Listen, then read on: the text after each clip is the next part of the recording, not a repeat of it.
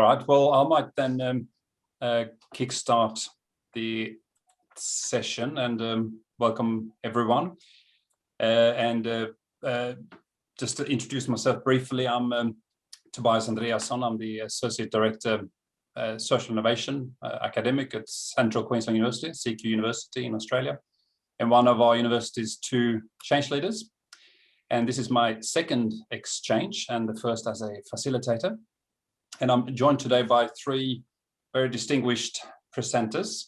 So we've got Professor Christopher Michelson, Open Distinguished Professor of Principled Leadership and Change Leader for Strategy with the Center for the Common Good, University of St. Thomas in the US. And we've got Professor Craig Dunn, Wilder Distinguished Professor of Business and Sustainability, College of Business and Economics, Western Washington University. And Lucas G. Senja, Senior Instructor, MBA Management, College of Business and Economics, Art Enterprise and Cultural Innovation, and College of Fine and Performing Arts, also at Western Washington University. So for us working in the higher education space and seeking to embrace that philosophy behind Ashoka U, I think this session will be one of the more important ones. But before we jump to the session, we would each like to begin to acknowledge the lands from which we join you today. We're all in different places. We'll do this in slightly different ways. So here in Australia, in a spirit of reconciliation, I'd like to acknowledge the traditional custodians of the lands where I am today, which is the Gubbi Gubbi people on the Sunshine Coast in Queensland. And I'd like to pay my respect to elders, past, present, and emerging. And then I extend that respect to all First Nations people here today, but also to people from all other cultures and countries joining us. And I will now pass over to Professor Michelson, and then followed by Professor Dunn and Senja. Thank you, Tobias. And I'd like to say that the University of St. Thomas occupies the ancestral and current homelands of the Dakota people, Minnesota Makoche. We also recognize the Ojibwe and Ho-Chunk, whose lands were colonized by the United States and are currently occupied by the state of Minnesota. We condemn the tools of settler colonialism, including genocide and forced assimilation undertaken in the name of white supremacy that created structures of injustice and inequity that continue to oppress and marginalize Indigenous and underrepresented peoples. We work towards the process of decolonizing minds and educating students to be morally responsible leaders. And we commit to the work of truth-telling and relationship building as we seek new pathways forward as relatives in the University of St. Thomas community, the Indigenous communities, and those who traverse multiple communities.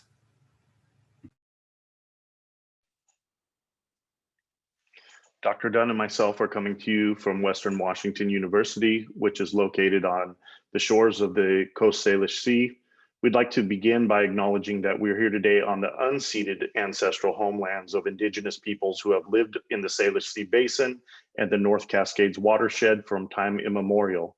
In particular, the Laktumish people, whom we recognize today to be the Lummi Nation, the Nooksack tribe, and the Semiahmoo. I ask that you please join me in expressing the deepest respect for our Indigenous neighbors and gratitude for the enduring stewardship of our shared lands and waterways. This land acknowledgement is not meant to be a substitute for authentic relationship building and understanding. It is meant to introduce us to one way we can show respect and honor for the sacrifices of the first people on this land. If not for the stewardship of the Laktumish people, our reality would be very different today. It is our hope to encourage us to do our own research and build our own appreciation for the history of our areas and place. I'll hand it back to Tobias. Thanks for that, and thanks to everyone who put into the chat where you're dialing in from. So today's session's got two parts. So we've got, first we'll hear from Professor Michelson, who will explain how they define change-making and his approach to leading and sustaining change-making at his institution. And this will then hopefully raise some questions and lead us into the second part of the session, which is facilitated by Professor Dunn and Mr. Senger. They will focus on how we can maintain priority and sustain change initiatives in spite of disruption. We'll have some questions to discuss after that, I think, and questions to think about and ponder on past this session as well, and hopefully enable some continued conversation and sharing of information around these quite complex and tricky question for us working in the higher education and trying to push for change-making initiatives and creating something awesome where we are working in difficult times. So after each presenter, I may, if we have some questions or we want to clarify something or discuss something, we'll have time for that. But other than that, I will start by handing over to you, Christopher. You can share your slides if you like. Thank you, Tobias. And thanks everybody for joining and perhaps listening to this and watching it on a recording, we hope. As Tobias said, Craig and Lucas are going to talk about this general theme of change-making in times of disruption, and we'll lead a discussion on that topic. And my place in this session is really to provide one example of leading a change team in these kinds of circumstances. That does not mean that my example is the best example, the right example, or even a right example.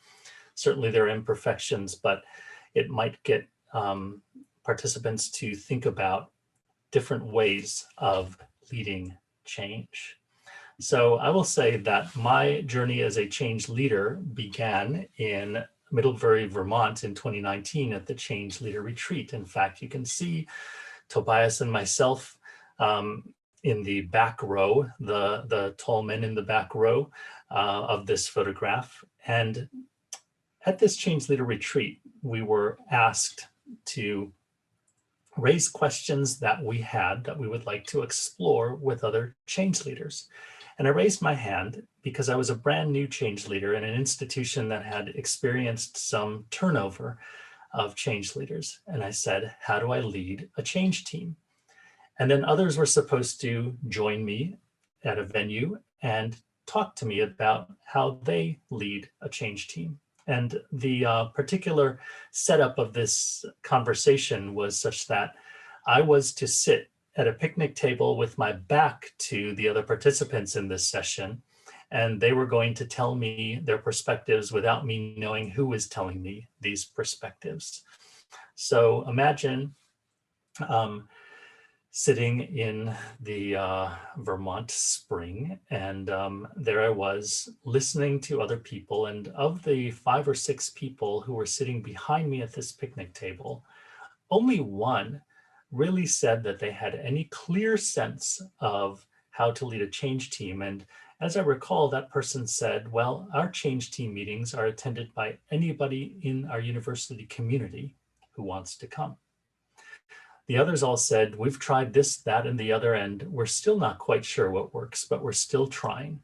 So one thing I came back to my campus with was the idea that we could invite everybody to our change team meetings, as the successful person had done. But then I was faced with the question of, are we going to feed all of those people if they actually come to our meetings?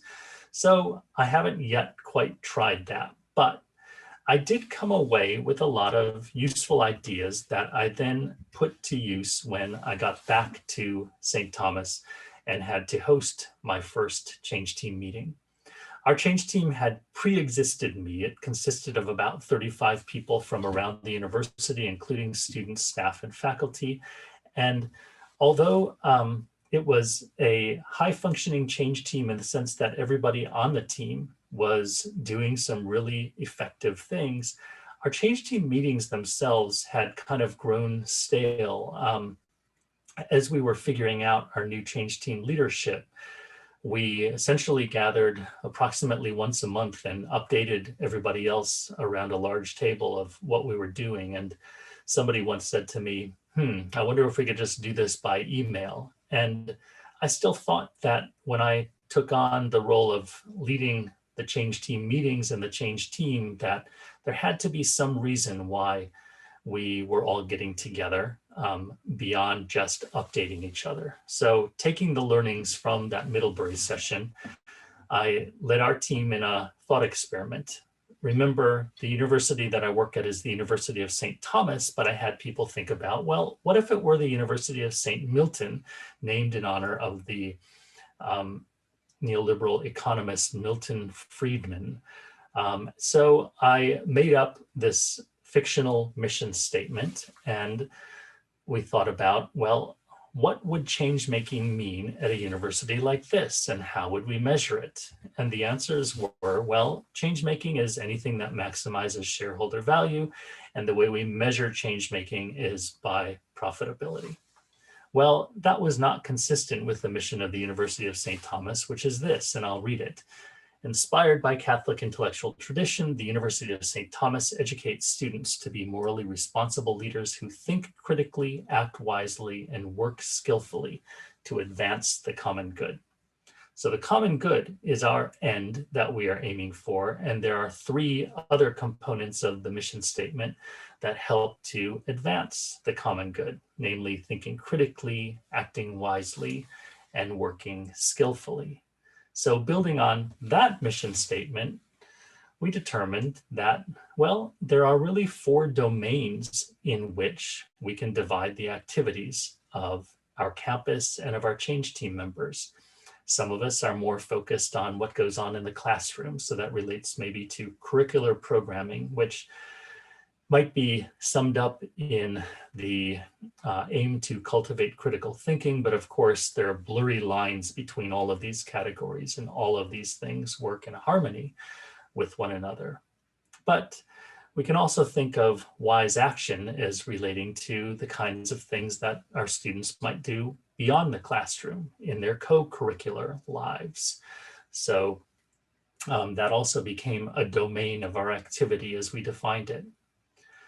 Of course, our students don't stay with us forever. They go on to careers after they graduate from our institution. And as a scholar of meaningful work, I happen to be particularly interested in the kinds of careers that our students, I was about to say children. I also am the father of children. So I'm also interested in the kinds of careers that my children might choose, and how they might work skillfully, ultimately to advance the common good.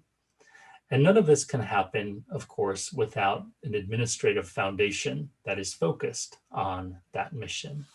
So with this foundation in our mission statement, we came to talk about change making in a much more concrete sense. So instead of just saying change making, we often say change making for the common good.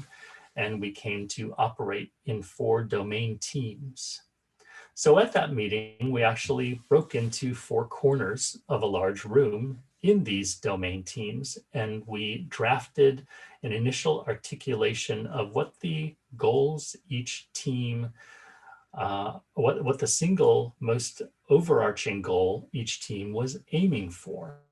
And so what you see here is a slightly more advanced version of each goal statement than we drafted that day. And we're still working on some of them, but for the most part, we have coalesced around some pretty clear, we think, goals in the area of curriculum. We want every student to have a change-making experience, which we define as including possibly a community engaged experience where they are breaking down the walls of the university to work in the community, or at least a change-making experience where they relate what they learn in the classroom to the world beyond. And we hope that our students see those connections and our faculty are motivated to teach in a way that breaks down those classroom walls.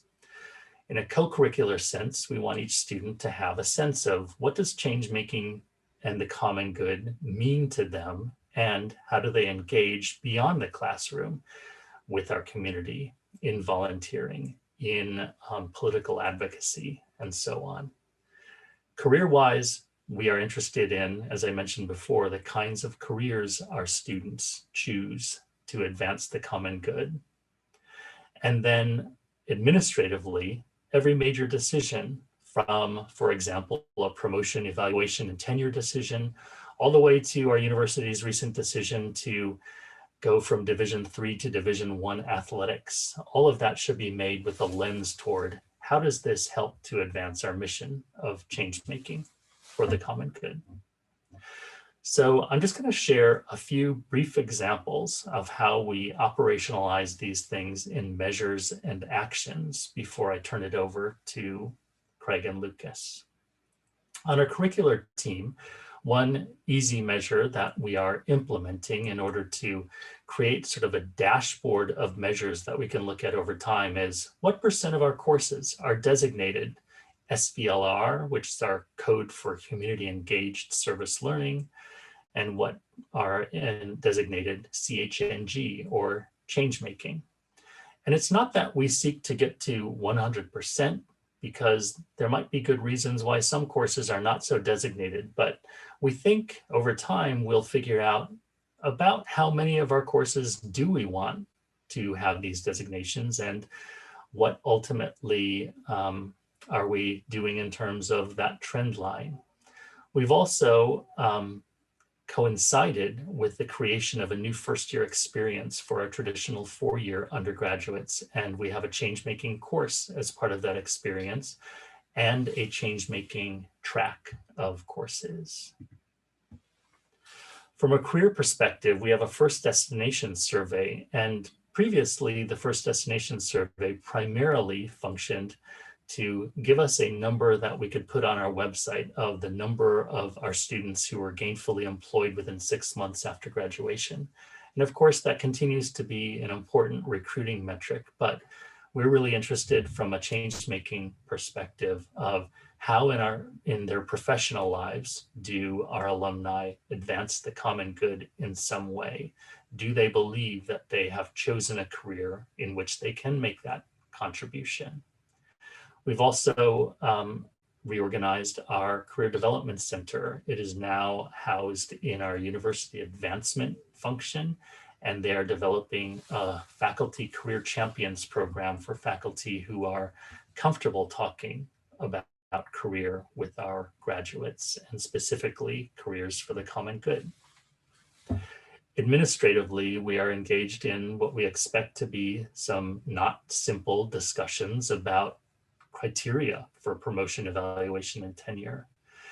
So we would love to see tangible rewards for community engaged teaching. We would love to see community-based research, but there are legitimate concerns that if we broaden the criteria for excellence, we might unintentionally lower the bar for excellence. So those will not be easy conversations, but they're important ones.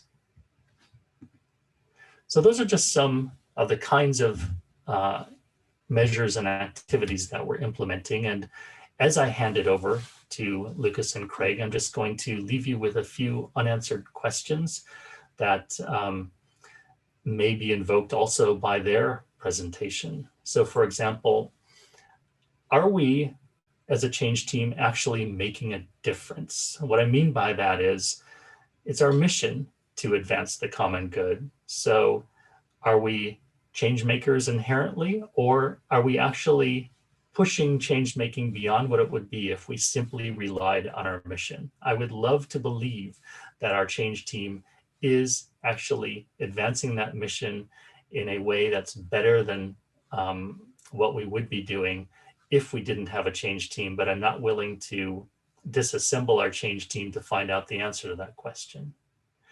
The second one has to do with motivation, particularly one of those disruptive changes that Tobias alluded to. The loss of Ashoka U in its present form as an external motivator of change making is something that we will have to replace with some kind of internal or intrinsic motivation. And how will that work? And then ultimately, I referred to these measures as dashboard measures. And I would love to see or be able to foresee what in 5 or 10 years will our measures look like, and what story will they tell about how good of a job we did. So with that, I will stop sharing and hand it over to my colleagues. Thank you. Thanks, Christopher. Yeah, could I ask a clarifying question, Christopher?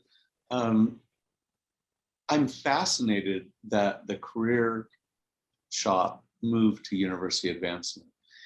Does the person that holds the position of university advancement at St. Thomas also serve as, for example, CEO of the foundation, or is that something separate? So that is a really interesting story, and I won't get into the long version of the story, and I will not take credit for the change, but I think the idea was to align the network of alumni that we have with our students' futures. And we have hired a new career development director who hasn't even started at our university, but who has a reputation for real excellence in that area of career development. And she will not be the same person who is in charge of development and fundraising. Does that answer your question? It does, thank you. Thanks for that, Christopher. We have time if someone would like to ask any clarifying question. I think I've got lots of questions, but I think I'll hold them back a bit. It's quite fascinating. It's interesting because it's the difference between how we approach change making and how we kind of look at it as being a graduate attributes, and how we then articulate that in terms of the curriculum. There's some similarities but different approaches, which is interesting. So instead of me asking questions, would anyone like to ask anything or clarify? I see that Lara's hand is raised. Oh, I didn't see it. Sorry, Lara. That's okay. It was my subtle hand. Christopher, thank you. That was really interesting. I'm also very curious about the realignment of careers with the development team, and I can immediately see what a fascinating link that would be, as you say, to put the future of your students effectively in the hands of your alumni, or to really look to garner their support for that. And I think that's something to ponder for our own organisation, but would be such a significant restructure or realignment of resources. But I'm curious about the first destination survey, and you asked students to identify, I'm just going to read, in my professional life, I advance the common good in some way. Do you go further than that and ask students to identify how their education helped them, or how their education is contributing to them advancing the common good? Because I'm curious whether, you find students are predisposed coming into the university to already want to contribute to the common good, and whether they can identify that point in their education that maybe changed their way of thinking, or their confidence, or their capability. So if I had my druthers, we would measure all of that, and we would measure it from their entry into the university to the evolution over the course of their university career, and then afterwards. But I don't have my druthers. So for example, on the first destination survey, we felt fortunate that we were able to add 2 questions to the survey. We all know with survey fatigue that the length of surveys is always a concern of the survey owners. So the other question that we added had to do with, in my personal life, I advanced the common good in some way. And I realized those are radically imperfect questions, because they're asking for self-reports of perceptions, and everybody has a different perception and self-justification for why they do the work that they do. But at least we are getting some sense of making a conscious choice about why I work in this sector, this industry, and so on. And I would hope to do some more specific studies someday around the actual careers people are choosing. And I'm a business professor, and I believe that you can go into business to make the world a better place, but not all people go into business to make the world a better place. So there are lots of individual variations that aren't caught by general questions like these. Just one more brief comment. I know the University of Maryland, who's also a Changemaker campus, did manage to do some pre and post education surveys with their students, measuring exactly that. What was their motivation or confidence in their capability coming into the organization, and then how did that change, and how did their career future change, or their career prospects change as they exited the university. Thank you. Yeah, and there are other surveys that are already out there, and what we're trying to do is, for the most part, not create new questions, but draw from existing measures. So for example, our university was already measuring the kinds of volunteer work and community engagement our students did coming in and during their college careers. And so we're trying to match up some of that, but of course the match is not perfect. Thank you. If I could just make a comment here, I love what you presented, and I'm with Laura. I'm really intrigued about the possibility of an organizational restructuring around career services. When I was director of the MBA program at Western Washington University, we came up with learning goals and student learning outcomes that were organized around, like what you presented was really knowing and then doing. The top row in our 3x3 matrix was being. It was about issues of virtue and character, which are much more challenging, but probably much more enduring, right, in terms of a perspective. And so, you know, I might ask you to comment on that, if that's something that would gain traction. By the way, those are gone, and they were resisted from the very beginning. The other thing is that with AACSB accreditation, I'm totally on board with like pre-post testing and measuring impact in that way. But AACSB, which is the accrediting body for schools of business internationally, never asks us to document that, which I find to be fascinating. They only want us to document the endpoint, not the delta. And I think that's a real barrier to for a lot of people who just want to check the box for accreditation. It's a real barrier to doing pre-post testing, isn't it? It is, you're right. And I also wanted to say that knowing, doing, being sounds very Aristotelian of you. And, you know, I think that I was a management consultant before I was an academic, and sometimes I would use Aristotelian ideas without telling my clients that they were Aristotelian, because as soon as I did mention that, then they would resist them. So sometimes we have to sneak that stuff into our measures, don't we? Anyway, I think I haven't even looked at the AACSB level yet, because this is university-wide that we're looking at, but I think at some future point, looking specifically at the business school and how we're measured in that respect is an important thing to do. Thank you. Thanks, Brett. Thanks for that, Christopher. I hand over to Craig and Lucas, and then there's probably some time afterwards for questions as well, and you can see what's emerges from that. So I'll hand it over to you. Thanks, Tobias, and thanks, Christopher. That was wonderful.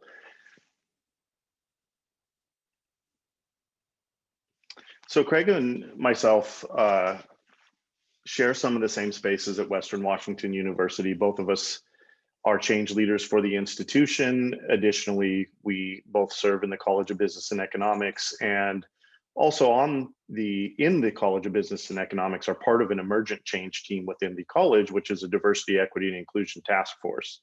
And I know many change leaders over the last year and over the last little while have been called upon to satisfy the task of their institutions in supporting evolutions, acknowledging needed change in areas of equity, inclusion, and justice on their campus.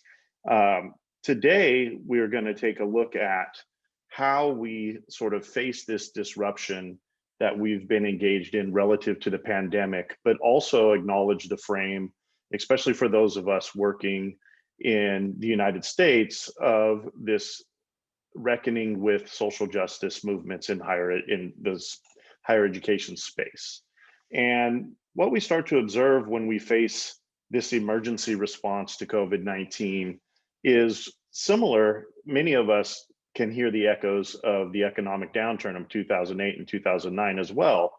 And we recognize that our institutions start to behave in certain patterned ways. There is an immediate retreat to policy and procedure, and leaders sort of retreat to management modes rather than a concern as to what is the right thing to do. There is a question as, are we responding to this crisis per the policy or in the right way? And that drives us towards a reactive strategy orientation. For many of us in our institutions a year into the pandemic, we're still responding in ways that are reactive to emergent issues rather than having settled into a strategic orientation of forward-looking co-creation and strategy generation that faces into the remainder of this pandemic, however long it may be. We also start to adopt a singular priority perspective, meaning all of our change initiatives must acknowledge and be focused on the address of COVID-19. No one would suggest that we could remove that frame. However, this sort of pauses the engaged or emerging change initiatives that were already underway or prepared to launch as we set them aside in order to confront the pandemic. What this all results in is sort of this paradoxical orientation to a return to a pre-disruptive state. So I'm sure many of us in our institutions continue to hear our collaborators and our administrators talk about getting into a pre-pandemic, post-pandemic state. This sort of paradoxical idea that the future will be a return to the past, that our institutions will somehow be able to look and function as they did prior to the onset of this pandemic. And this tends to be the focus of the goal setting as we consider the next academic year and so forth. How can we return to this pre-pandemic normal rather than seizing this opportunity to be generative, somewhat imaginative, absolutely innovative in imagining where our institutions emerge from this pandemic, change for the positive. And there's several areas of change in which we can imagine this COVID experience informing progress relative to some of the issues that we're confronting as change leaders. So several challenges start to emerge that are tasked or confronting change leaders as we continue to try and resolve our change initiatives. We have this resource consolidation. Many of our budgets, and especially at our institution, as the pandemic began its onset prior to any sort of federal stimulus, there was an erosion of enrollment, which is always met with then a consolidation of financial resources. Carry forwards are consolidated, positions are left unfilled. That leads to this human capacity reduction. So change leaders find ourselves absent the change makers who perhaps due to the pandemic have decided to leave the institution, and their place has not been filled by another individual who has the same orientation. And in many instances, actual positions and roles are left unfilled, and those tasks and duties are distributed to the remaining folks left in the institution. The decisions process starts to become opaque. Many of our institutions, typically helmed by an administrative team during the pandemic, have started to be led by unknown incident command response teams. At our particular organization, it's not certain as to who even those individuals are, and the directives come from that team signed via ICS. Stakeholders are then left disengaged, and in particular, our most primary stakeholder group, our students, tend to feel really left out of these processes as we sort of react to the pandemic. For change leaders, that disengagement also leads to a further distance between students and ourselves in our change work, as they feel relatively abandoned by the institution and begin to find their own ways adjacent to the institution and sort of leave our work as well. That distance between organizational leaders and emergent change leaders continues to grow. The informal structures of collaboration as well as the mechanized structures of collaboration tend to erode as we learn to navigate a digitally enabled, socially distanced campus, if you will. Our shared governance structures are, of course, quite negatively impacted by that. We find ourselves in formerly highly collaborative areas where folks simply no longer have the energy or bandwidth to contribute. That 6 p.m. faculty senate meeting every other Monday that you never missed starts to become this arduous Zoom challenge, and we noticed that we're experiencing a lot of attrition in those particular spaces.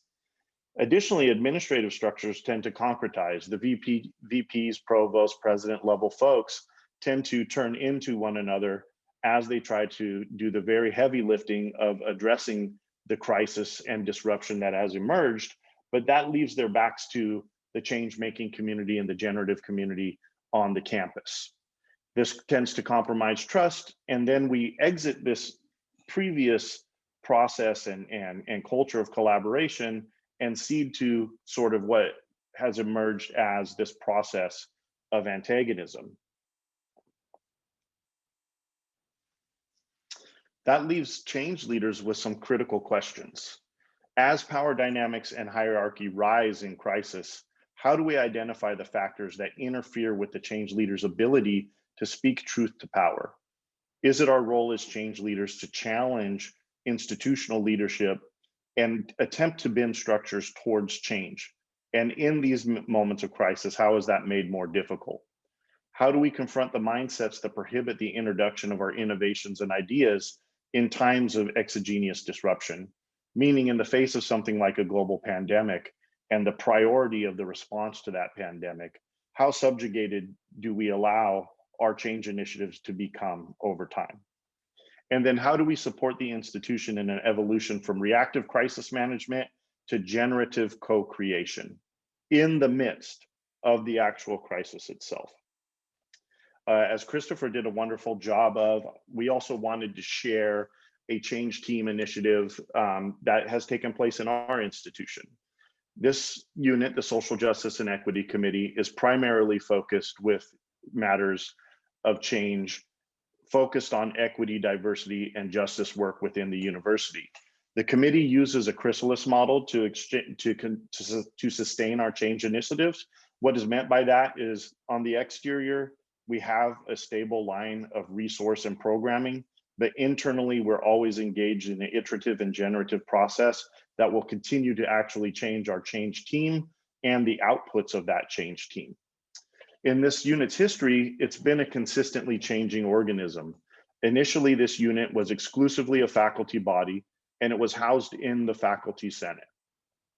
Over time, it was recognized by the Faculty Senate that this unit may perhaps be incompatible with the Faculty Senate, that a equity-focused change body could not necessarily comply with parliamentary procedure and the assigned membership tenets of the Faculty Senate.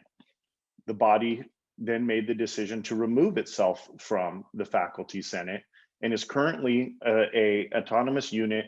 And as all units on a university campus must be attached, this unit is attached to the provost's office without any form of provost governance or oversight over what the committee does or determines. The first thing the committee decided to do in exiting the Faculty Senate was to completely transform our membership. So we moved from a 20 to 30 person faculty exclusive body to a 20 person, 10 faculty, 5 staff, 5 student body. And we have open engagement with community members on the committee. This is something, as a matter of change making and especially coalition building during a time of disruption, is really critical. Having embedded stakeholder voice and contribution is important in these times and in a general model of change making. We have an open revision charge model. So what that means is, per the motion of any member, we can make amendment and change to our charge at any time. Really being led by, are we doing the right thing, and are we oriented towards the next right thing to do? Ultimately, this unit has served as a hub of coordinating and influence at the university relative to equity, inclusion, and diversity efforts. We have some catalytic programming that we're involved in. 3 times a year, we host campus-wide dialogues on race that welcome all members of the community to have critical conversations on race. As part of this, we provide external, highly differentiated, professional caliber facilitation training to folks who can come in to the conversation and lead first-timers to lifetimers in critical conversations on race. We also have a pool of resources by which we issue grants and awards to faculty who want to do transformative research or programming, and we provide them the economic relief through a course release or actual direct funding to execute those projects. And then we have the faculty learning labs, which are an evolutionary peer learning community that forms to focus their sort of knowledge and resource distribution on matters of diversity, equity, and inclusion. We look at how change relative to equity and inclusion and justice happen at our university level in 4 specific areas. We notice the university most capable of incremental improvement, wherein there's minor to little systems change, and the focus on the change of the individual comes to compete within the existing system, meaning there has to be this form of internal social entrepreneurship for a diversity, equity, and justice change agent within the institution. This typically results in small systems changes that are designed to accommodate more diverse inputs, but it doesn't achieve the systemic or structural changes that we're pursuing.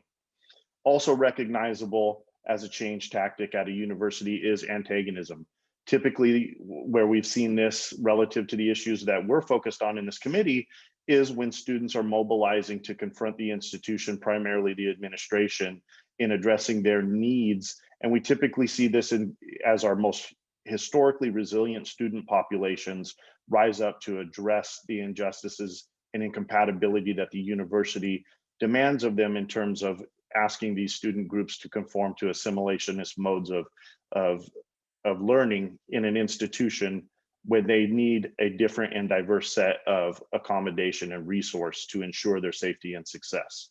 Then there's the period of agonism. This is where we all as a community, catalyzed by our change leaders, agree to enter a mode of sustained creative tension and cognitive dissonance and do that hard thinking and changing and change imagining in this agonism space. We then have radical reimagining, and this is that ideate, prototype, and pilot, experiment, learn, and fail mode. Those of us who are familiar with human-focused design approaches, or even perhaps some of Scharmer's Theory U approach, this is that co-ideation, prototype, and implementation type of model.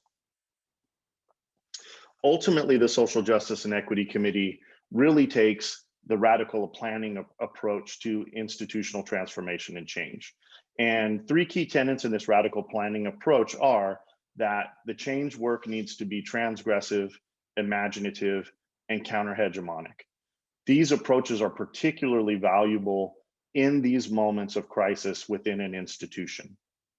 It's asking us to move beyond the former and assumed patterns of what crisis management requires and into a place that asks us to invite the opportunity of the crisis to revision what a post-crisis equitable and inclusive future can look like for the university. One critical component here is that this requires resilient change agents who can catalyze collaborative conflict and also have the strength or possess the political capital to facilitate up and down the organizational structure, collaborating with stakeholders in every quadrant, especially those in positions of power, to ensure that change is not left behind as we navigate the pandemic. So how has the SJEC done this in this exact moment during COVID? We've taken on 2 change initiatives during this time, both of which were executed over the last 6 months. The first was an underrepresented student needs assessment. So we used a significant portion of our funding to pay forward and launch 4 unique research projects that were faculty led.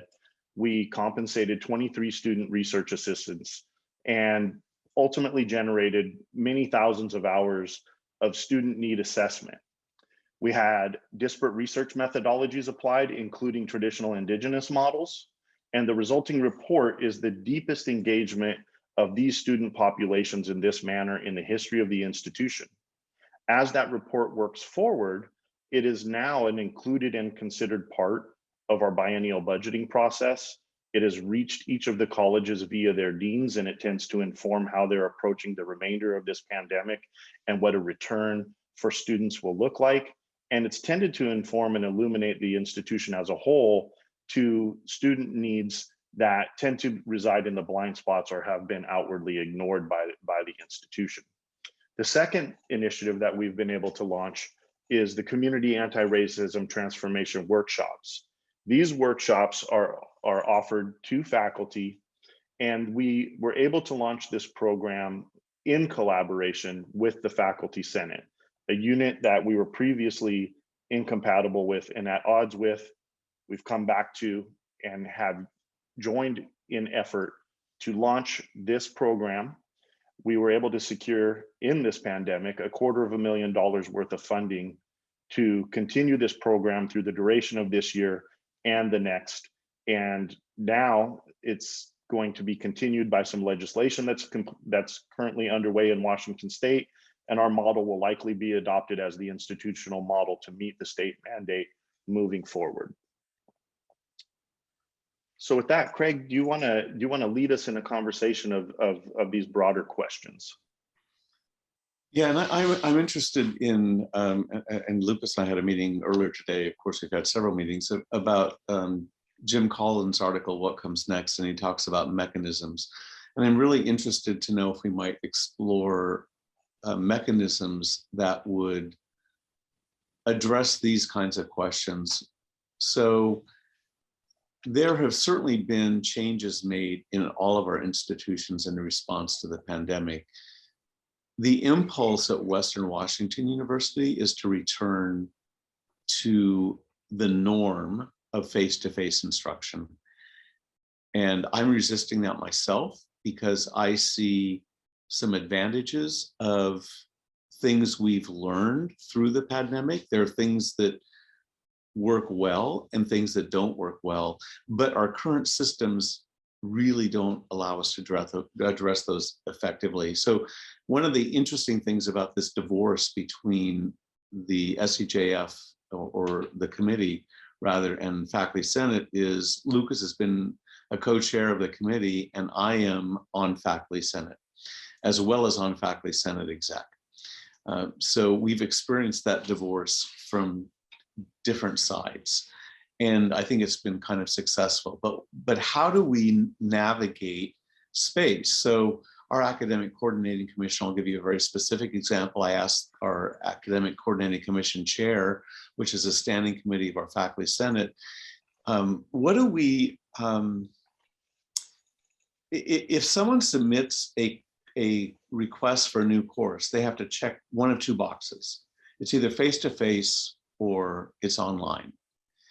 And what we all know is that there are at least 6 different checkboxes between those two, blended, etc. And so when I ask, when Academic Coordinating Commission, ACC, thinks about approving courses, what does that look like? And they say there's 2 options. So moving forward, how do we as change leaders actually make a difference in terms of changing some very fundamental perceptions of what those courses look like? So that's one thing. So the second thing was, how have you created conduits of collaboration between those doing the work and the leadership crafting crisis strategy? To me, that's a really fundamentally important question, because my perception now as a faculty member is that there's been a concentration of power in the hands of administration through the crisis. I don't know if that's peculiar to public universities versus private universities in the United States, but we'd be interested in hearing from you about that. Then the third part is, how have you created mechanisms that draw executive leadership into collaboration with those of us activating change? And I'll just give one very specific example. My week this week is really consumed with my serving on the search committee for new vice president of business and financial affairs. We only have 5 vice presidents on campus. And when I look at the campus units that report to the VP for business and financial affairs, they include human resources. They include campus police. I mean, these are really fundamental units at the university. And then within the context of crisis, our innovations gain legitimacy through X. I mean, that's the fourth question. And you'll notice that Lucas put all of those into the chat. I'm reminded with respect to that last question of an address that Ed Freeman gave at the Academy of Management years ago, in which he suggested that we can only effectively critique from the margins. And this is a constant tension, I think, for change leaders. You know, he was the Social Issues and Management Division chair at the time, and he gave an address called The Business Sucks Story. And it stayed with me for 25 years now, because not only is he a mentor of mine, but he's just really brilliant and controversial and pushes the limits. But I do think that's a really important question to ask, is how do we effectively make change? And is legitimacy important to us? And if so, why? So we don't need to go into breakout rooms to have those conversations, but I would refer you to the chat and invite a comment on any of those. How do we most effectively accomplish change? And, you know, I think the base question is, has there been a consolidation of power in the hands of administrators through crisis? Laura. I've been fascinated by some of the comments you made, Lucas, and some of the observations, particularly because it's great to know that this hasn't just happened to our organization. Right. And as you're talking, I'm thinking, these are common things. This is marvelous. How do we capture some of this commonality across the institutions? One of the interesting things that we have seen is that turning in and the concentration within the administration. And for context, CQ University, we have 25 locations spread across Australia. We're in all 5 mainland states. We are geographically dispersed, and we would normally see quite a spread of leadership responsibility across those regions. I'm responsible for one of our states in Australia. And yet we saw at the height of the pandemic, a complete change to our most senior operational leadership committee, not academic committee, but the university operations, that it reverted solely to a single state leadership team. All of the executive vice president and president are within one state, and the entire committee was scaled back and it was reduced to a single state mechanism.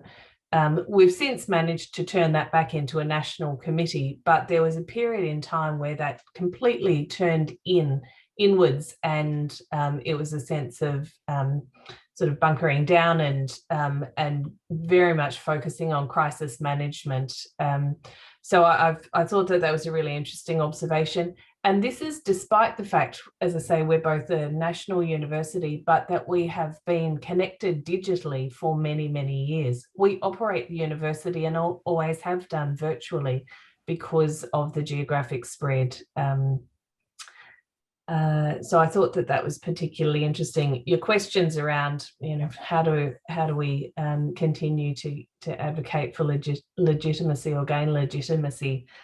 You're asking some big questions in the last 8 minutes for us to grapple with.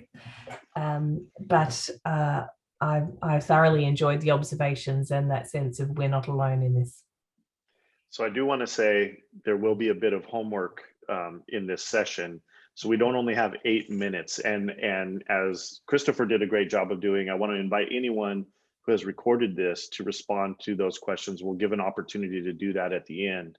But I appreciate you, Laura, sharing that. And you know, we don't make a universal assumption, but among our peers and colleagues, it seems that these institutional behaviors are unfortunately more common than rare. And we've all sort of been engaged in this experience, and as change leaders feel that the challenge to confront that or find out where the water at least gets through when there's that type of consolidation. Christopher, I see you've had your hand up. First, I want to say thanks to you guys for sort of a brilliant sociological diagnosis of the university in the pandemic. It was really interesting. And I'm particularly vexed by this first question: what pre-pandemic change initiatives have you sustained or lost? Because I can't honestly think of a significant initiative, for better or worse, that our university has given up despite the resource constraints. And that both heartens me and worries me. I'm heartened, for example, that diversity, equity, and inclusion continues to be as big of a priority as it was before the pandemic. Unfortunately, I think part of the reason for that is that George Floyd was killed 3 miles from one of our campuses and 6 miles from the other. But it ought to be a priority, and it is. But I've been struck by the construction of new dorms on our campus, and I trust our leadership to know what they are doing, but I'm not the one who has sort of invented this observation, but somebody said during the pandemic that for the first time, we're really realizing that universities are real estate managers.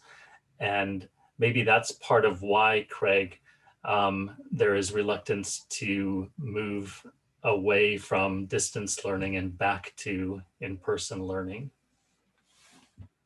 It's also part of, and Lakita will get to in just a moment, but it's also, if we define our point of distinctive advantage or competitive advantage in the marketplace as Western Washington University as being bricks and mortar and face-to-face and small class size, and that's what we've done historically, where are we left if we cede that? And I think that's one of the fundamental problems. I mean, because we haven't defined ourselves as being a socially progressive, environmentally progressive university, which we could have done because we are that as well. But that would translate easily into online instruction as well as face-to-face. So this kind of parochial view we have of ourselves as one of the 6 public universities in the state of Washington is working against us at this moment. Go ahead, Lakita. And it's so interesting and fascinating you just mentioned that, Craig, and the previous comment regarding real estate, because at Agnes Scott College, for those of you who are not familiar, we are a very small liberal arts institution. At the undergraduate level, it is female primarily, and 1,100 students total. So we are very small, engaged in very Hogswardish in a way, you know, sometimes we would like to claim, but nonetheless, and of course, we noticed that we're a little bit more nimble in many respects because we are so small. Do we have the same types of resources that large institutions have and public institutions have? No, but it did cause us to be very entrepreneurial in some of our approaches. And the fact that faculty governance is so key in our campus, and because our faculty and administration is so small, we have no choice but to do that. And it's interesting you mentioned, Craig, that with our students, they have resoundingly said, no, we need to be back on campus. We want to be back on campus. The distance learning is not what we signed up for. So it was tough for us to even say, okay, yes, we will open back up to half capacity for the students who really want and need to be back on campus because of a myriad of issues. So it's very intriguing that, you know, when we think about it from a sustainability standpoint and from a JEDI standpoint, it's like, okay, what kind of campus do we want to continue to be, which we are very adamant and progressive in both areas. How can we foster that in this new way of thinking, learning, and doing, given what we've experienced over the last 12 months? And that's something we're still dealing with, you know, to be honest. But I thought it was very intriguing that unlike some of the larger institutions that, while yes, there have been trade-offs on our end, that we've been able to find some nimble ways to be able to pivot. I know we're almost out of time, but Lakita, I just want to acknowledge that you've had some tough career decisions to make over the years. I'm so delighted that you're still in academia because you're one of those people that has paid a lot of attention to what's most meaningful to you and your work. And when you have a pedigree that begins with Donna Woods, there's some expectation that you would go to a much larger, much more prestigious university than you're at. And you made choices that are difficult, and I really respect that. Thank you very much. And I appreciate hearing that from you, Craig, because in the 20 or so years I've been a professor or been in this space, it's not always been easy to make the choices, but I figured that just like all of us, one way or another, part of the reason why we were drawn to the work that we do as social innovators and change makers is because we definitely want to make a difference and be able to find how our passion lies in along our vocation work. And this is the route that works best for me. It's not always been easy, but it's worked well for me. So thank you for that, Craig. So I do really want to be mindful of time. I'm going to share just two things quickly. So sharing out of that SJEC committee experience, and for me, I've led that committee as a co-chair for the previous 2.5 years. It's been one of the more formative change leadership positions I've held at the institution. Also, being in a predominantly white university and myself as a Latinx individual, it's been a rare space of community in the institution as well. And I think we're all thinking very critically about how we continue to call on our historically resilient populations to do this work continuously for these institutions. And as Craig and I were discussing many of these issues and considering what we might want to conclude with, we do want to share some tools that we keep sort of in the toolkit. First of which is creating Nexus coalitions for collaboration, meaning ensure that our change communities are diverse. And as a matter of diversity, we mean both in terms of identity and in terms of rank within the institution. We've found and would share that our most progressive and effective change teams include every membership of the university rank and file and as many folks of difference as possible. We also want to embrace contradictory perspectives. That may sound counterintuitive, but it's in those contradictory perspectives that innovation emerges. So we want to hone collaborative conflict and really center our shared objectives, really be mindful that we can come from opposing views when we've agreed mutually to the same achievement. We can welcome change. We really, as change leaders, need to consistently model adaptability in these disruptive moments. We need to ask ourselves, are we really facing the challenges in an adaptable manner, or are we simply saying we wanted to stay the same? We want to also raise a collective voice. This is that final note that we wanted to hit upon. How do we continue to speak to power? Really expanding and leveraging our shared networks and allowing ourselves to consider who should stand at the front of that call in terms of how we are going to consider the safety and success of those different rank and file in our change-making communities.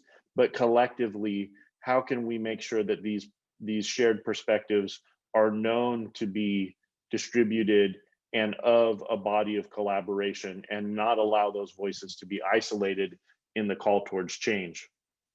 So what we want to ask each of us that are still present to do, and anyone who may be watching this recording, is in a month of this session to reach back out to Craig and myself, or anyone else that you shared the space with, and just share of an effort of engaged collaboration that you have catalyzed with someone in senior leadership that's outside of your change team. Over the next 4 weeks, how can you initiate a line of communication to propose an idea or to contribute to a change initiative or to ensure the furthering of an existing change initiative with someone in senior leadership, and share back with us how that's been, how that's going. And with that, Tobias, I hand it back to you. I know we're over.